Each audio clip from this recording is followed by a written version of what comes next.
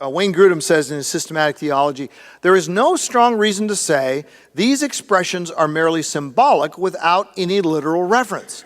Are symbolic banquets and symbolic wine and symbolic rivers and trees somehow superior to real banquets and real wine and real rivers and trees in God's eternal plan?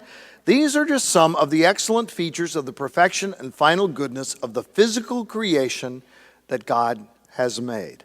So, Scripture says, glorify God in your body. Whether you eat or drink or whatever you do it all for the glory of God.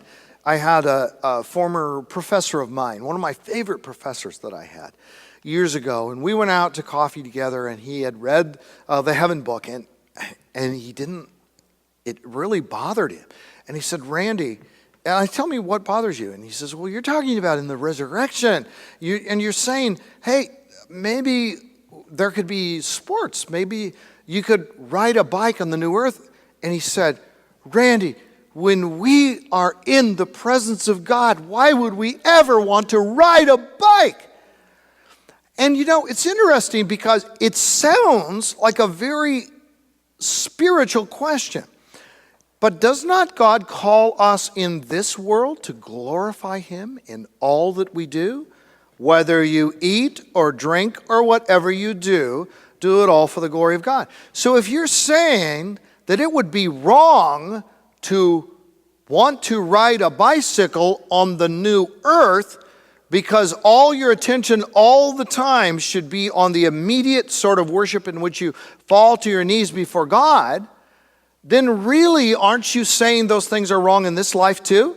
Isn't that the point of view of monks who withdrew or went into towers and just all they tried to do all the time was worship and think about nothing and no one but God?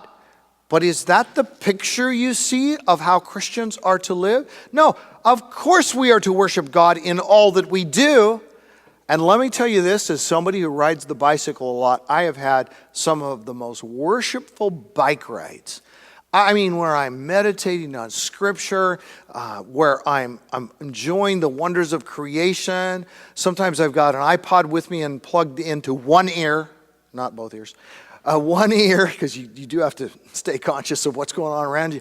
And I'm listening either to Scripture or to some great book, and I'm just going, Lord, this is fabulous. This is terrific. And I'm honoring Him and I'm praising Him. Don't think that you can only worship God when you are on your knees before Him.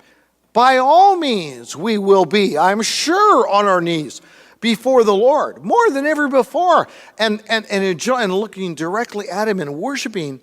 But don't conclude that it is inherently unspiritual and unworshiping and displeasing to God to do things like eating and drinking. And the fact that Scripture is so emphatic about those, I think, is significant.